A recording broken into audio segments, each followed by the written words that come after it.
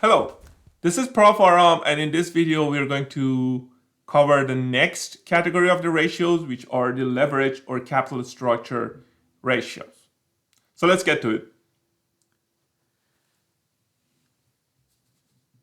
It is very important to understand that leverage has two sides: the good side, the benefit side, and then the dangerous side, which can lead to bankruptcy for a lot of firms.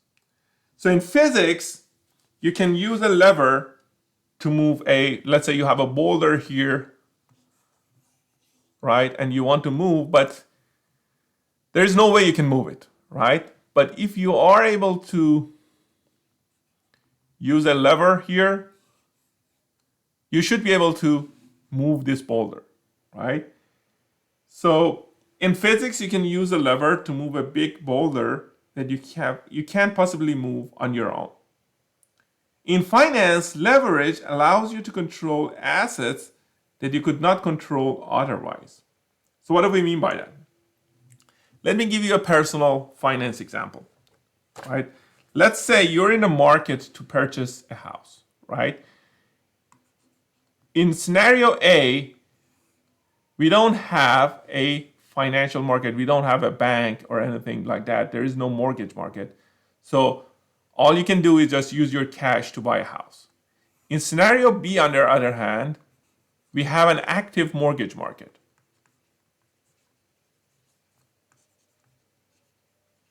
Meaning that you can go to a bank and ask for a loan. Okay? So let's say you start with $100,000. Okay? With $100,000 in scenario A, you can only buy a $100,000 house. So your assets would be 100,000 and your liability and equity would also be, you have zero debt, but you will have $100,000 in equity on your house, right? In the other case, when there is an active mortgage market, right? Usually a typical mortgage requires a 20% down, so you can use your $100,000 at 20% down and buy a $500,000 house, right?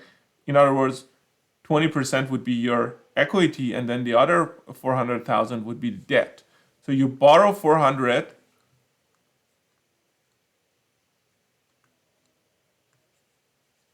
and then your equity would be 100,000. Okay? So which of these two guys is wealthier than the other? Some might say B is wealthier than A because they live in a bigger house. But in terms of, when we are talking about the wealth, we are talking about this one, net worth, the shareholder's equity, or the equity in this case, home equity in this case, right? In these cases, they are equally wealthy, right? Because they have the same amount of equity, home equity in these two scenarios, right? Both A and B have 100,000 in equity, right? So let's look at the benefit of leverage, right? Like this guy who is moving the boulder with a lever, right? Let's say the markets go up, the home prices go up by 10%. So that means that this house is going to be worth 110,000, right? Which means the first homeowner is going to have 10% profit. And this house would be 550,000, right? And the profit here is going to be $50,000 over the 100,000 that you invested. So you have 50% profit in this case. So leverage has magnified the return for the buyer B, in this case, the homeowner B. So this is the positive side of leverage. It can magnify your returns. But the negative side of leverage is when markets go down. Let's say markets go down by 20%, right? The house will be $80,000, which means homeowner A loses 20% of her money. But in this case, in case of B, the house goes to 400,000, right? You have invested 100,000 and you've lost 100,000,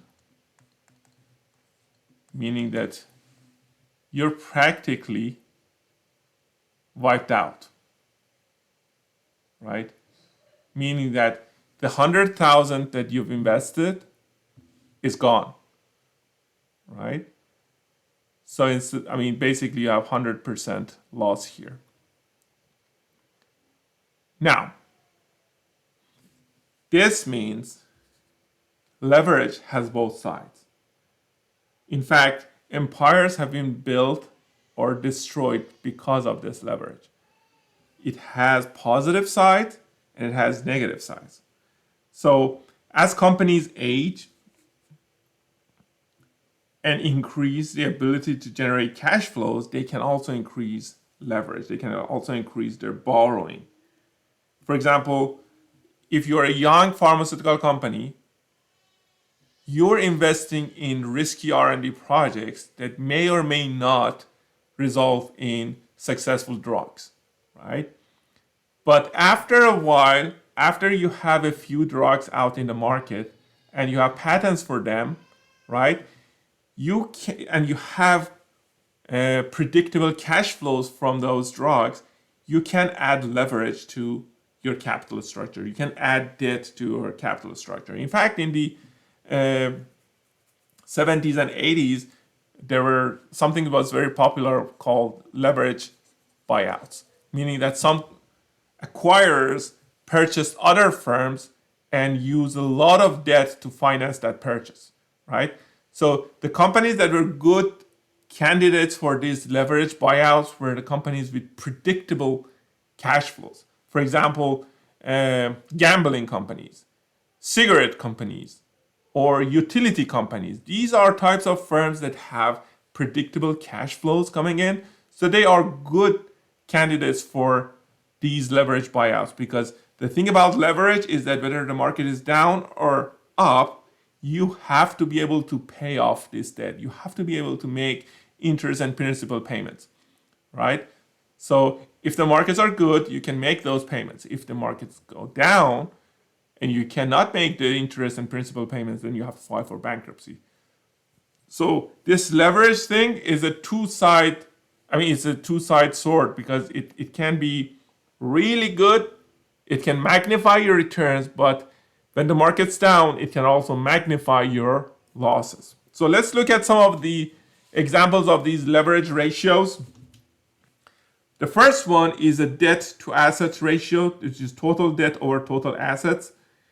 Debt to basically shows the proportion of the total assets of the company that is financed by borrowing money, right? So the higher this number, it means that you are more levered. There is a higher leverage in this company. The firm is riskier than the average firm. Then we have debt to capitalization ratio, which is the long-term debt over the long-term debt plus shareholders' equity. So this shows how much of the total capital of the firm is financed through debt, how much is through borrowing. And then we have assets to shareholders' equity, which shows, basically we know that leverage allows an owner to control more assets than they otherwise could. So this ratio measures how much more assets an owner can control relative to their own capital. So it measures how their returns, the shareholders' returns, are magnified because of leverage. And finally, we have this interest coverage ratio, right? Or times interest earned, sometimes called times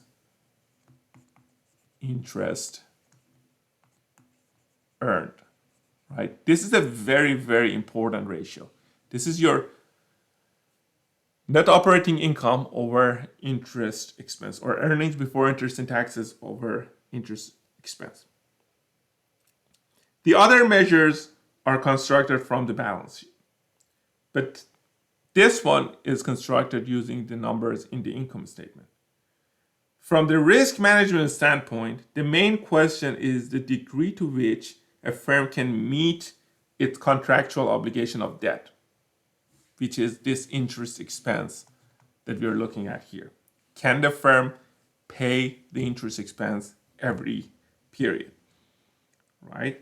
So this ratio shows how a company can fund the interest payments from the operations and uses only the income statement data. So from the personal finance standpoint, let's say you get your salary and then you pay for your food and transportation, right? So we call them the necessities, right? And then we look at the mortgage payment for your house and car payment, mortgage and car loans, right?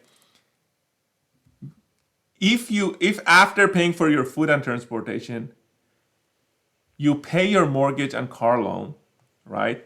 And they still have plenty left for you, then you're in a good shape. But yeah, if after paying for your food and transportation and you pay for your mortgage and car loan and you end up with $1,000 for the rest of the month, then you're not really in a good shape, right? So we want to have a very high interest coverage ratio, or times interest earned, because this shows how much is left over to the shareholders of the company, right? After you pay the interest expense. Okay, so it's a very, very important ratio. I hope you find this video useful, and thanks for watching.